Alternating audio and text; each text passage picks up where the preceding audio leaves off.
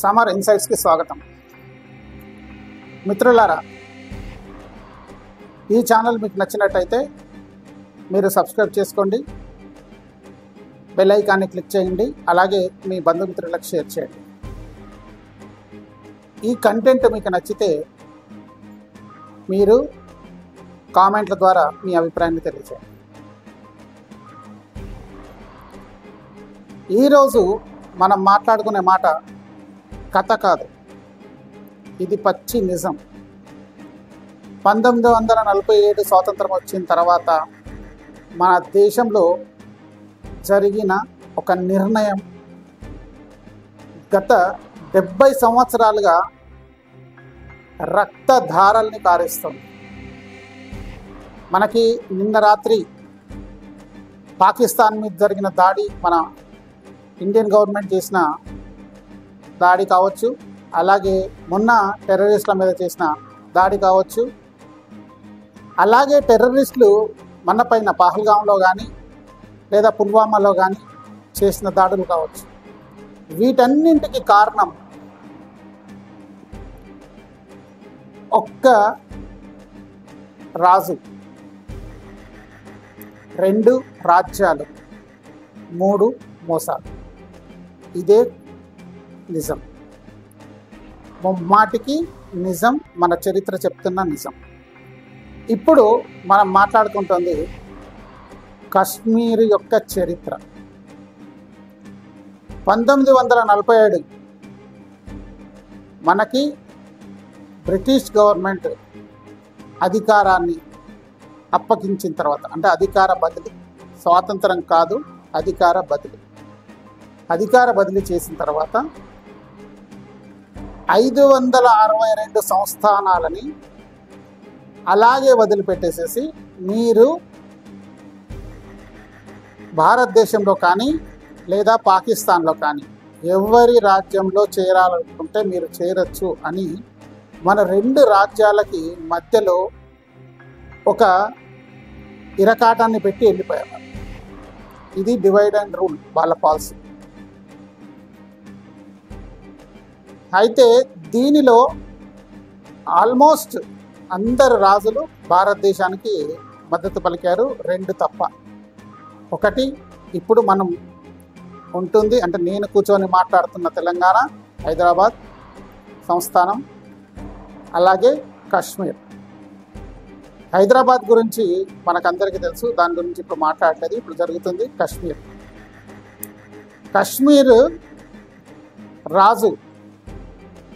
రాజా హరిసింగ్ తను నేను స్వతంత్ర రాజ్యంగా ఉంటాను అని తీర్మానించుకొని అలాగే ఉన్నాడు.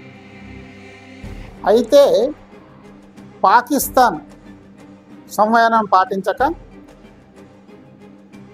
కాశ్మీర్ని కబలించాలని చెప్పేసి అక్కడున్న ముజాహిదీన్లు, అంటే ఆ గిరిజనులు కలుపుకొని వాళ్ళని ముజాహిదీన్లుగా తయారు చేసి కాశ్మీర్ పైకి దండెత్తడానికి వాళ్ళు వస్తున్నారనే విషయం రాజా హరిసింగ్కి తెలుసు.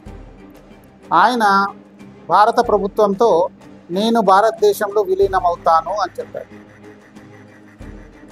అప్పుడు భారత ప్రభుత్వం ఏం చెప్పిందంటే, మీరు విలీనమవుతానంటే బేషరతుగా మాకు మీరు సంతకం పెట్టి డాక్యుమెంట్ ఇవ్వాలి అన్నారు.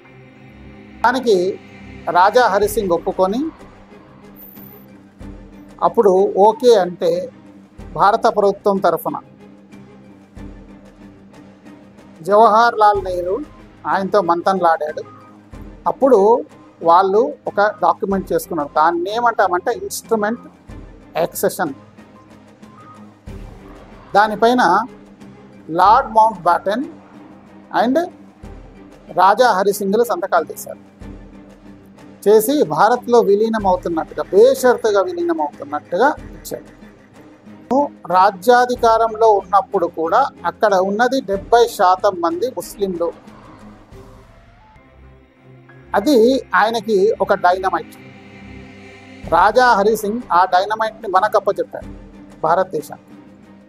భారతదేశం నుంచి ఎవరైతే మధ్యవర్తిత్వం చేశారో మనకి నెహ్రూ గారు, ఆయన ఏం చేశారంటే తన యొక్క అనుచరుడు, సన్నిహితుడు, అత్యంత ఆప్తుడు అయిన షేక్ అబ్దుల్లాని అక్కడ చీఫ్ మినిస్టర్గా చేయాలని, అంటే తన తరఫున అక్కడ అధికారిగా నియమించాలని చెప్పేసి అనుకొని, అప్పటికి పాకిస్తాన్ సేనలు వచ్చేస్తున్నాయని తెలవడం వల్ల మన సైన్యాన్ని పంపించేసేసి ఫస్ట్ పాకిస్తాన్ సేనల్ని అక్కడ ఆపేశారు.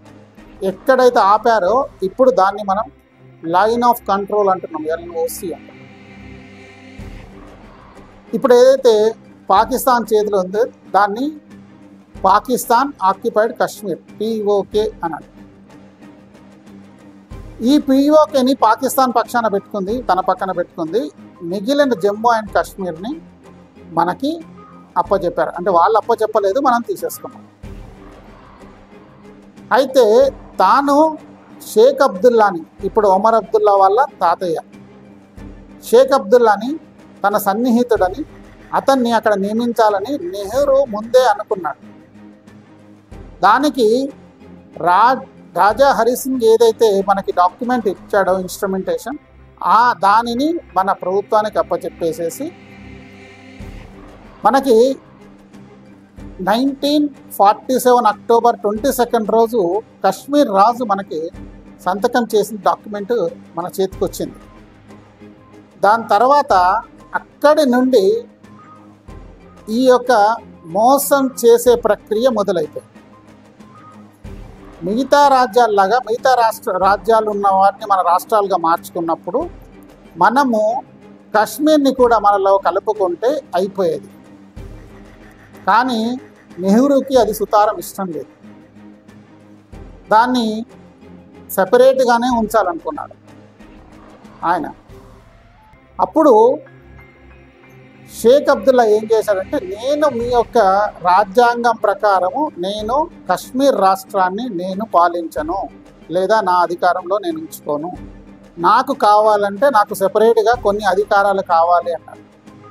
అప్పుడు 26 అక్టోబర్ 1947లో రాజా హరిసింగ్ సంతకం చేసిన డాక్యుమెంట్ మన చేతికి వస్తే 1950 జనవరి 26 రోజు ఆర్టికల్ 370ని నెహ్రూ, ఇది చాలా పరిమితంగా, అంటే పరిమిత కాలంలో ఉండేది మాత్రమే అని అక్కడ సభ్యులు నొప్పిచ్చేసేసి దాన్ని కాశ్మీర్కి స్వయం ప్రతిపత్తి కింద అధికారాలు ఇచ్చారు. ఇక్కడ యాక్చువల్ గేమ్ స్టార్ట్ అయిపోయింది. అప్పటి నుండి ఇప్పటి వరకు, ఈ రోజు వరకు కూడా ఆ రక్తధారలు అనేవి ఆగట్లేదు, కారుతూనే ఉన్నారు.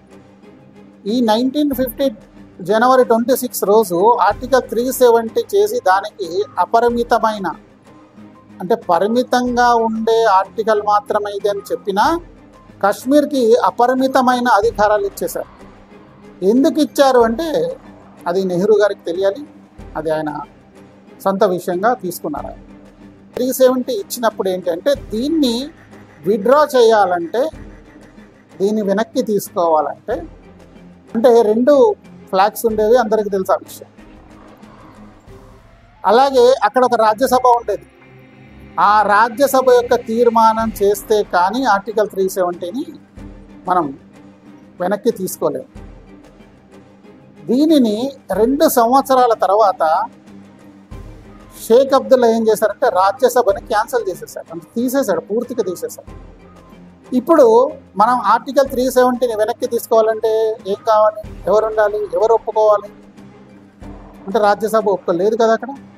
అంటే గవర్నమెంట్ మొత్తం కాంగ్రెస్ గవర్నమెంటే ఉంది, కానీ కాంగ్రెస్ గవర్నమెంట్లో అధికారంలోకి వచ్చిన ఏ ప్రధానమంత్రి కూడా దాన్ని టచ్ చేయడానికి సాహసం చేయలేదు.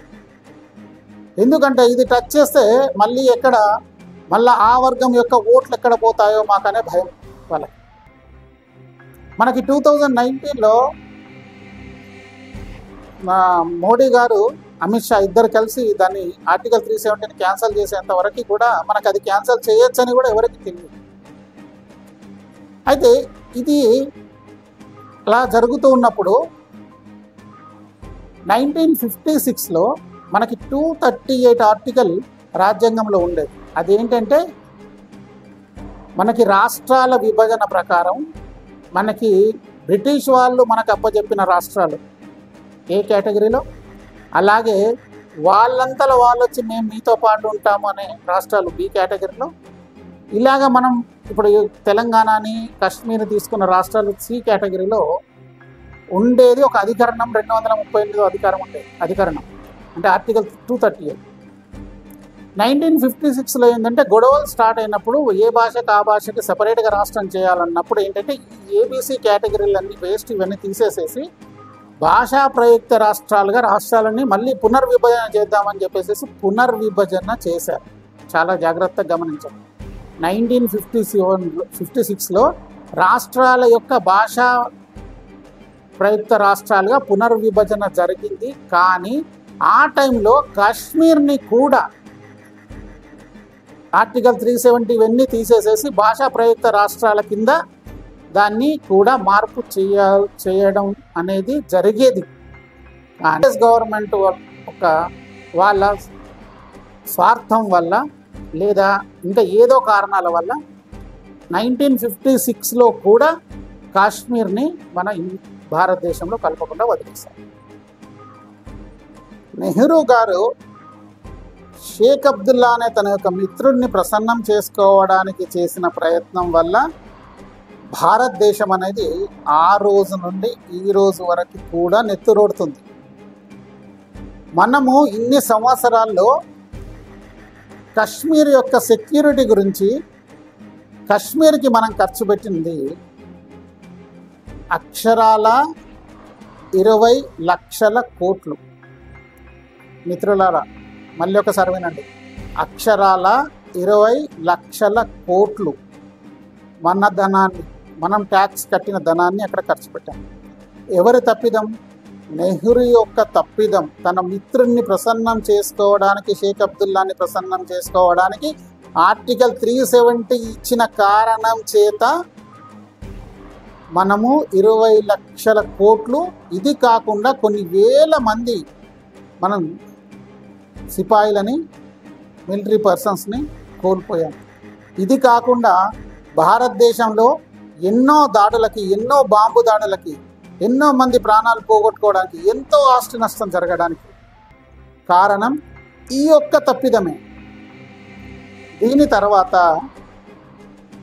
మళ్ళీ షేక్ అబ్దుల్లా కోరిక మేరకు 35A ప్రవేశపెట్టారు, ఆర్డినెన్స్ కింద తీసుకొచ్చారు. దానివల్ల కాశ్మీర్కి స్వయం ప్రతిపత్తే కాకుండా ప్రత్యేకమైన అధికారాలు వచ్చాయి. వాళ్ళుగా ఒక పర్మనెంట్ రెసిడెంట్ అనే ఒక ఐడి కార్డుని ఇవ్వడం మొదలుపెట్టారు.